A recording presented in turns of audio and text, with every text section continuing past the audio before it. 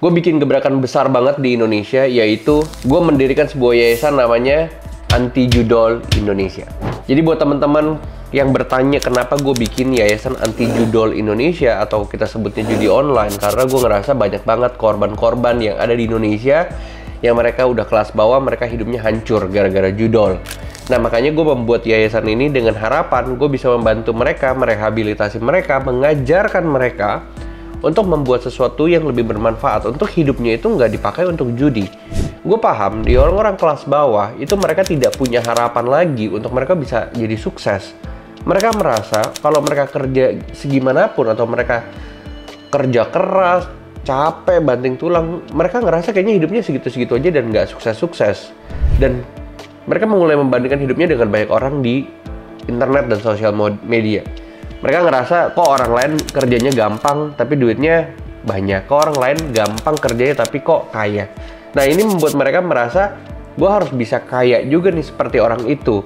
Cuman karena tidak ada harapan dan tidak ada cara, yang akhirnya mereka lakukan adalah mereka menaruh harapannya di permainan-permainan judi online. Nah, gue di sini catat bahwa di Indonesia sendiri perkembangan judi online itu di tahun 1990-an. Jadi memang awal mula internet mulai ada, cuman memang ya hari itu kita tahu tahun 90-an kasino offline itu lagi banyak-banyak ya di Indonesia, khususnya di Jakarta. Jadi online belum begitu banyak kayak offline di tahun 90-an, tapi di tahun 2000 ini udah mulai menjamur dan pesat sekali perkembangannya. Bahkan yang sekarang ini kita lihat tahun 2010 sampai sekarang, ini udah malah menjadi masalah kesehatan buat masyarakat.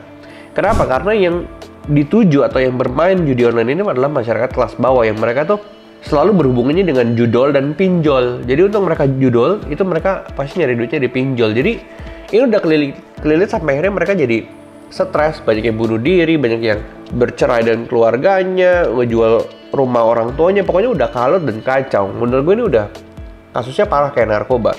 Makanya gue membuat sebuah yayasan anti judol ini untuk bisa merehabilitasi dan membuat mereka mengerti bahwa ada sesuatu yang besar di dalam hidup mereka untuk mereka bisa kerjakan.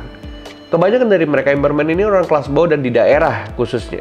Nah, padahal di daerah itu banyak banget hal-hal yang bisa dikembangin. Itu kentang, singkong, cabe, apapun di daerah mereka itu bisa jadi duit miliaran.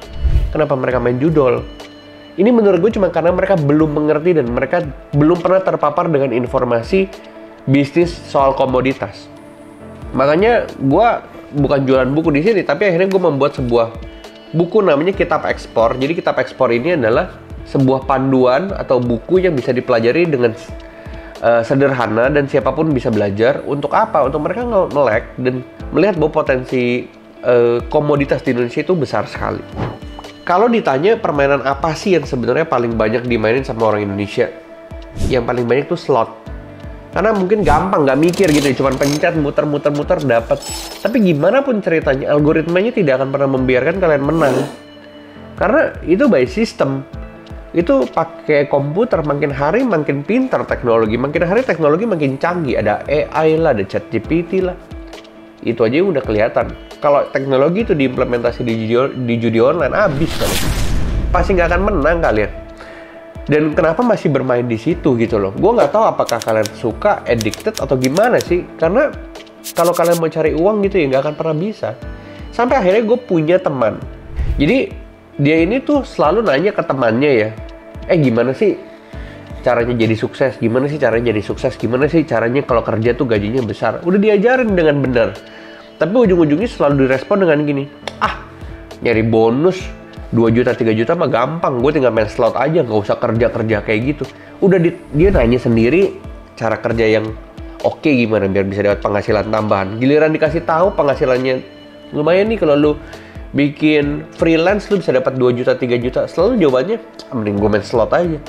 Jadi memang menurut gue udah agak kerusak otaknya gitu loh. Dan ini udah terjadi di masyarakat Indonesia kebanyakan. Makanya harapannya dengan yayasan anti judol ini, gue sebagai pendiri, pembina, dan gue dengan teman-teman yang lain yang diposisikan sebagai ketua dan lain-lain, ini kita punya harapan besar untuk bisa mengubah Indonesia lewat mengedukasi dan membenarkan pikiran-pikiran masyarakat Indonesia kelas bawah.